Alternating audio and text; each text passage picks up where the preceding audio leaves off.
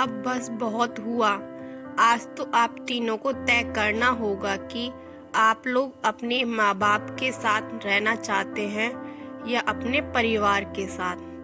बताइए मुझे, आप लोग किसके साथ रहना चाहते हैं? हद होती है क्या? जिंदगी भर माँ बाप की सेवा करते करते अपना समय काटेंगे या फिर कभी अपने परिवार के लिए भी सोचेंगे? अरे, माँ बाप नहीं हुए कि रामायण और महाभारत की किताब हो गई। जहाँ जाएं उन्हें साथ लेकर जाएं। ये कर्कश स्वर अमिता की थी, जो आंगन में चिल्ला चिल्ला कर अपने जेठ और देवर को कह रही थी। अब आप लोग ये सोच रहे होंगे कि ये अमिता कौन सी तोप है जो हर किसी को सुना रही थी। अमिता कमला जी और कैलाश बाबू की मंझली बहू है। कैलाश बाबू और कमला जी के 3 बेटे 2 बहू, जिसमें से तीसरी नई नवेली बहू थी। कैलाश बाबू का मंझला बेटा सुजीत बोला, जरा धीरे बोलो, आस पड़ोस के लोग भी सुन रहे हैं। अरे, जो बात करनी है घर के अंदर भी तो बैठकर कर सकते हैं। इसलिए तो मैं गांव से छुटके को भी बुलवाया हूँ और अरजीत भैया भी तो यही हैं, तो आज सारी बात क्लियर हो जाएगी।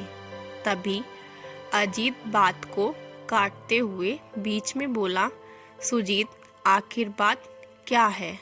रात तक तो सब ठीक था, अचानक घर में क्या तूफान आ गया जो तुम मुझे बीच रास्ते से बुलवाए हो? पता है ना, एक दिन का पैसा मेरा कट जाएगा और पूरे घर को जमा करके क्यों रखा है? छुटके को भी बुला लिए हो। गांव में अगर इसकी जरूरत पड़ी तो कौन देखेगा? अमिता अपने पल्लू को ठीक करते हुए बोली, जेठ जी, ये क्या बोलेंगे? मैं आपको बताती हूँ।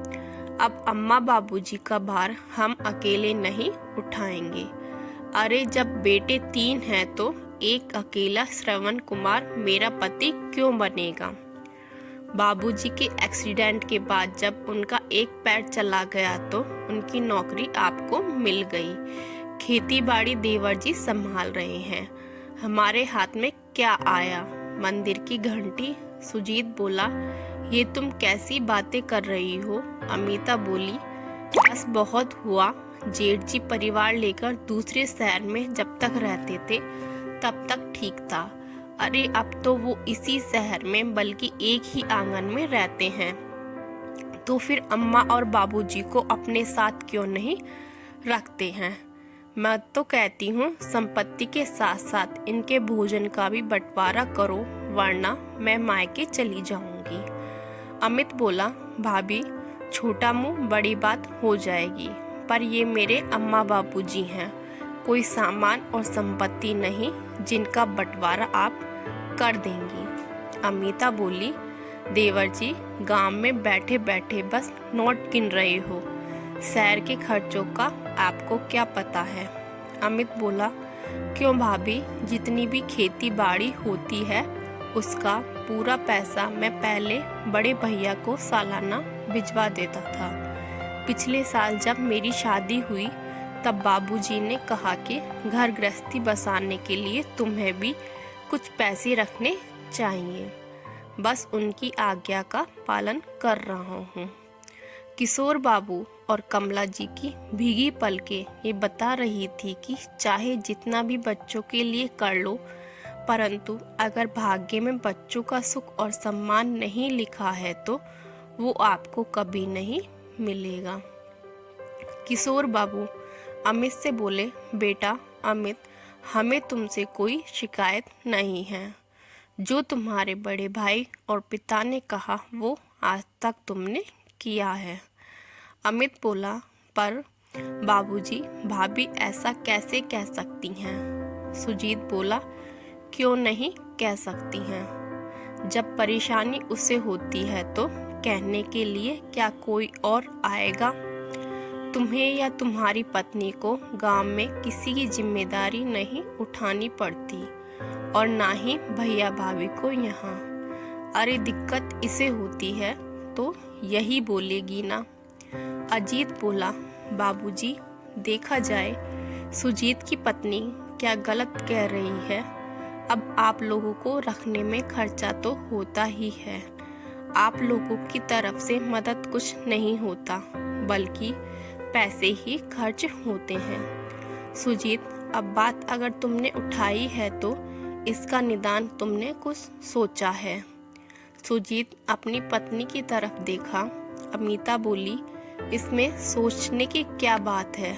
सिक्का उछालकर फैसला कर लेते हैं कि अम्मा बाबूजी किसके साथ रहेंगे।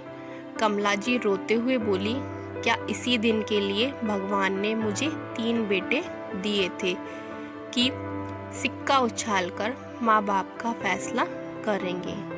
जब तुम तीनों पैदा हुए तब तो हमने कोई सिक्का नहीं उछाला कि तुम तीनों में से किसको रखा जाए और किसे फेंक दिया जाए। तभी उधर से अजीत की पत्नी सुनैना आई और बोली, अम्मा जी, इसमें गलत ही क्या है, और अगर आपको सिक्के से प्रॉब्लम है तो पर्ची निकाल लेते हैं। जिसके नाम की पर्ची आएगी आप उन्हीं लोगों के साथ रहेंगी। भगवान ना करे मेरे नाम की पर्ची निकले। किशोर बाबू कमला जी से बोले, चलो कमला, अब हमारे भाग्य का फैसला सिक्के और पर्ची से होने लगा तो मुझसे तो ये सब देखा ना जाएगा। पता नहीं भगवान ने हमारे भाग्य में और क्या क्या देखना लिखा है। इतना कहकर वो पत्नी को कमरे में लेकर चले गए। उदास मन से पलंग की दूसरी तरफ मुंह घुमाकर अपने आंसुओं को छुपाने लगे और कमला जी पुराने दिनों को याद करने लगी। बधाई हो कमला बहन, तीसरी बार भी आपको बेटा हुआ है। आपके घर में तो धन और सम्मान की कभी कोई कमी नहीं होगी। अरे जिसके 3-3 बेटे होंगे उस माँ बाप को भला क्या कमी होगी। देखना तीनों में इस बात के लिए लड़ाई होगी कि मैं अम्मा बापूजी को रखूँगा तो मैं, कमला जी की पड़ोसन ने कहा था। कमला जी बोली, विमला बहन, आपके मुंह में घी शक्कर। सही ही कहा आपने, बच्चे लायक हो और सम्मान दे माँ बाप को तो इससे ज़्यादा और क्या चाहिए। हाँ, हम अपना पूरा जीवन इन्हें सौंप देंगे ताकि ये अच्छे इंसान बन सके। आखिर हमारे माता पिता ने भी तो हमें यही संस्कार दिए थे, बाकी तो भगवान की मर्जी है। वक्त बीतने लगा, बच्चे बड़े हुए। किशोर बाबू ने दिन रात मेहनत करके बच्चों की हर फरमाइश पूरी की। बड़ा बेटा आगे की पढ़ाई के लिए शहर चला गया। दूसरे बेटे ने पढ़ाई करके कोचिंग क्लासेस शुरू कर दी और अच्छी खासी आमदनी करने लगा। बचा छोटा बेटा, वो ग्रेजुएशन की पढ़ाई कर रहा था। अचानक एक दिन किशोर बाबू की साइकिल को पीछे से एक ट्रक ने कुचल दिया, जिसमें किशोर बाबू का एक पैर खराब हो गया। थोड़े दिन बाद किशोर बाबू ने अफसरों के हाथ पैर जोड़े। फिर बड़ी मेहनत के बाद उनकी नौकरी बड़े बेटे को मिल गई। जब पैसा आता है तो इंसान कितना बदल जाता है। सुजीत ने छोटे भाई की पढ़ाई में कोई योगदान नहीं दिया। वहीं अजीत बोला, मेरा भी अपना परिवार है, मैं आखिर कितना ही खर्च कर सकता हूँ। आखिरकार छोटे अमित ने गांव जाकर खेती बाड़ी संभालने का फैसला किया और चुपचाप माता पिता का आशीर्वाद लेकर चला गया। अजीत का ट्रांसफ़र शहर में था तो वो अपने परिवार को लेकर वहीं रहने लगा। इधर किशोर बाबू और कमला जी सुजीत के साथ रहने लगे। सुजीत की पत्नी अमिता आए दिन किसी न किसी बात पर उन दोनों को ताने देती रहती थी। कई बार दुखी होकर किशोर बाबू अपनी बैसाखी लेकर घर के बाहर निकल जाते तो अमिता कमला जी के साथ बुरा व्यवहार करती थी, परंतु कमला जी ये बातें किशोर बाबू को नहीं बतलाती थी ताकि घर का माहौल खराब ना हो। एक रोज कमला जी पानी पी रही थी, तभी अमिता आई और बोली, माँ जी, पूरे दिन या तो आप खाती हैं या कुछ पीती हैं, अरे कुछ काम ही कर लिया करो। रसोई में इतने सारे बर्तन हैं, कम से कम उन्हें ही मांज लो और ध्यान रखना रसोई में मत धोना, वरना पूरी रसोई गंदी हो जाएगी। ऐसा कीजिए, बर्तनों को चापानल के पास ले जाइए और वहाँ धो लीजिए। आखिर टंकी में पानी भरने के लिए मोटर चलाना पड़ता है, उसमें भी तो बिजली लगता है, तो वो पैसे कौन भरेगा? आपका बड़ा बेटा तो देने से रहा। कमला जी बोली, बहू, हैंडपंप में कितना चलाऊंगी, मेरे हाथों में दर्द होने लगेगा। और टंकी के पानी में कितने पैसे खर्च होते हैं। वो बोली, माँ जी, पैसे कोई पेड़ पर नहीं होते हैं, नौकरी बड़े बेटे को दे दी और अपने दोनों का खर्चा हमारे सर पर डाल दी, ये कैसा इंसाफ है। अब जो बोली हूँ उतना कर दीजिए, उठाइए बर्तन बाहर ले जाकर धो दीजिए। इतना सुनाकर अमिता वहाँ से चली गई। आए दिन अब ऐसा ही होता था। धीरे धीरे समय बीतने लगा। अमित के लिए कुछ घरों के रिश्ते आने लगे। दोनों भाई दहेज की मांग करते और अच्छे अच्छे रिश्ते लौट जाते। एक रोज एक शिक्षक अपनी बेटी नेहा का रिश्ता अमित के लिए लेकर आए। किशोर बाबू ने उनकी बातें सुनी। जब बेटों ने दहेज की बात की तो किशोर बाबू बोले, नहीं, हमें दान दहेज नहीं चाहिए, लड़की ऐसी चाहिए जो घर को घर बनाए, क्योंकि औरत ही घर को स्वर्ग और नर्क बनाती है। मैं चाहता हूँ हमारी बहू हमारे बेटे के कदम से कदम मिलाए और उसके माँ बाप को भी अपना माँ बाप समझे। कमला जी और किशोर बाबू ने दोनों बेटों के विरुद्ध जाकर नेहा और अमित का रिश्ता कर दिया और सादे ढंग से दोनों की शादी हो गई। कुछ दिन नेहा शहर में रही। फिर दोनों बहू के रंग ढंग देखकर कमला जी ने अमित को कहा, बेटा, दिक्कत तो होगी, पर तुम अपनी पत्नी को गांव के शुद्ध और स्वच्छ वातावरण में ले जाओ, जहां इसकी मानसिकता न बदले। अमित सब समझ गया और अपनी पत्नी को खुशी खुशी लेकर गांव गया। एक दिन कमला जी बर्तन धो रही थी, तभी किशोर बाबू बाहर से आए। पति की ये दशा देखकर वो बहुत नाराज हुए और सुजीत को बोले, क्या तुम्हारी इतनी भी कमाई नहीं कि तुम एक काम वाली रख सको? तुम्हारी पत्नी तुम्हारे माता पिता का सम्मान नहीं करती, कम से कम अपमान तो ना करे। क्या फ़ायदा बेटे बहू के होने का, जब बुढ़ापे में माँ ही बर्तन धो रही। उस रोज घर में बहुत हंगामा हुआ और फिर सुजीत ने तीनों भाइयों को खबर भिजवा दी कि आज माता पिता के रहने का फैसला किया जाएगा। इन्हीं सब बातों को सोचते सोचते कब कमला जी की आंख लग गई, पता भी नहीं चला। रात का समय आया। अमिता नेहा से बोली, यहाँ हो तो थोड़ी मदद कर दो। नेहा मुस्कुराकर बोली, भाभी, मैं रात के खाने की पूरी तैयारी कर लूँगी, आप निश्चिंत रहिए। अमिता बोली, हाँ हाँ, आज तक तो तुम लोग निश्चिंत रहे, एक दिन मुझे निश्चिंत करके क्या ही एहसास करोगी। नेहा ने सभी लोगों का खाना पीना बनाया। जब सबने खाना खा लिया तो कमला जी रसोई में बर्तन धोने लगी।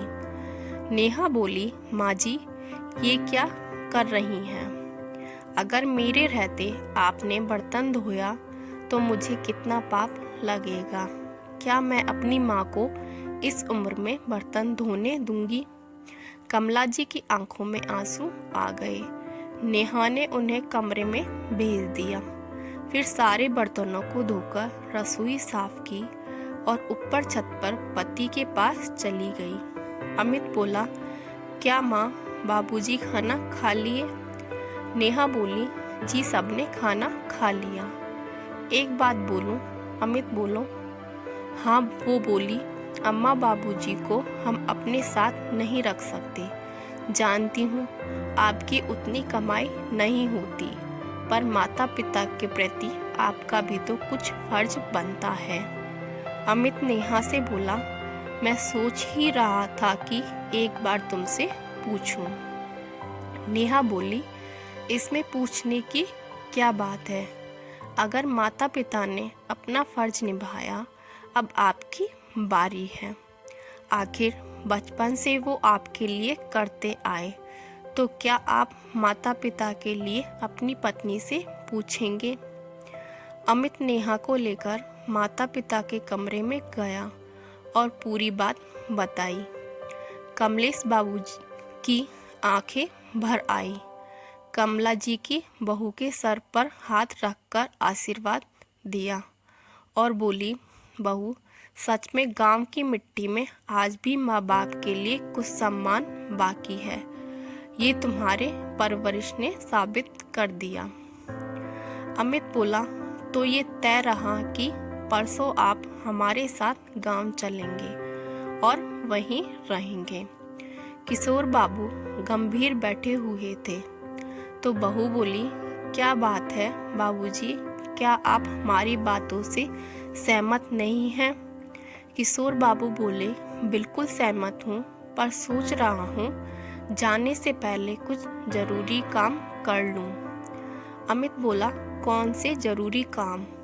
किशोर बाबू बोले, जब हो जाएगा तब तुम्हें बताऊंगा। अब जाओ, तुम लोग भी सो जाओ। दोनों छत पर सोने चले गए, क्योंकि नीचे कोई कमरा खाली नहीं था। अगले दिन सुबह सुबह किशोर बाबू न जाने कहाँ निकल जाते और दोपहर के वक्त लौटकर आते।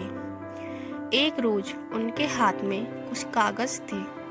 किशोर बाबू ने तीनों बेटों बहुओं को बुलाया तो सुजीत बोला, बाबूजी, अच्छा किया आपने बुला लिया। मैंने पर्ची बना ली है। क्या पर्ची उछालकर आप लोगों के रहने का इंतजाम कर दे? किशोर बाबू बोले, बेटा, क्यों हमारे लिए सिक्के और पर्ची उछालोगे? तुम्हें भले ही शर्म नहीं आती हो, पर हम अपनी ही नज़रों में गिर जाते कि आखिर क्यों हमने तुम दोनों को पैदा किया। सुजीत बोला, बाबूजी, क्या आप फिर से वही बातें लेकर बैठ गए? जब उस दिन हमने फैसला कर लिया, फिर आप ऐसा क्यों कह रहे हैं? किशोर बाबू बोले, उस दिन तो तुमने फैसला किया, आज मैंने भी कुछ फैसला किया है। और उन्होंने वो कागजात सुजीत और अजीत की तरफ बढ़ा दिया। कागजात पढ़कर अजीत बोला, बाबूजी, आप ये फैसला कैसे कर सकते हैं? आप इस घर के 4 हिस्से कैसे कर सकते हैं?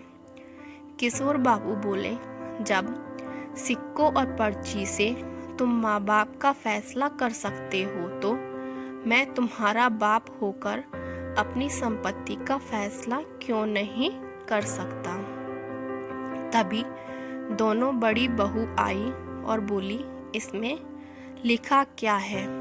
कोई हमें भी बताएगा? अजीत बोला, बाबूजी ने घर के 4 हिस्से कर दिए हैं, एक हिस्सा उन्होंने अपने लिए रखा है। अमिता बोली, चौथा हिस्सा किसका?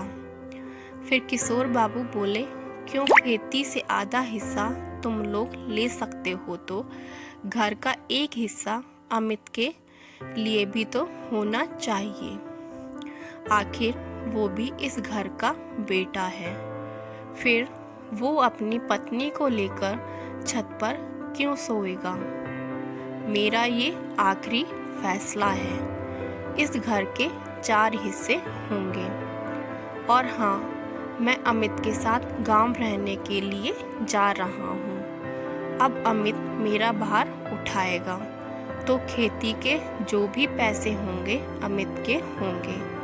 उसका कोई हिस्सा नहीं लगेगा। और मकान के 2 कमरे हमारे हैं, तो उन्हें हम किराए पर लगा देंगे, ताकि जो भी पैसे आएंगे कम से कम हमारी दवाइयों का तो खर्चा निकल जाएगा। दोनों बेटे बहू के मुंह खुले के खुले रह गए। कमला जी आश्चर्य से किशोर बाबू को देखने लगी। किशोर बाबू बोले, अरे भाग्यवान, परिस्थिति में एक पैर छीन लिया, सोचने समझने की शक्ति नहीं छीनी है। अब इतना भी असहाय नहीं हो गया हूँ कि मेरी जिंदगी का फैसला सिक्के और पर्ची से होने लगे। शाम होते होते 2 कमरों को खाली किया गया और उसमें ताला लगाया गया। अजीत माँ से बोला, माँ, हमारे बच्चे हैं, हमें भी तो जगह चाहिए। आप लोगों ने दोनों कमरों में ताला लगा दिया। कमला जी बोली, बेटा, हमने तो पूरा घर और अपने मन का हर कोना तुम्हें दिया था, पर तुम लोगों ने हमारे साथ क्या किया? अपने थोड़े बहुत सामान लेकर वो सब गांव की तरफ निकल पड़े। माँ बाप बच्चों की कुछ बातों को बर्दाश्त करके चुप हो जाते हैं, तो बच्चे उसे माँ बाप की कमजोरी समझते हैं। पर वो ये क्यों भूल जाते हैं कि जिसने बोलना सिखाया वो अपने लिए भी फैसला ले सकते हैं। तो दोस्तों, अगर आपको हमारी यह कहानी पसंद आई हो तो लाइक, शेयर एंड सब्सक्राइब ज़रूर कीजिएगा।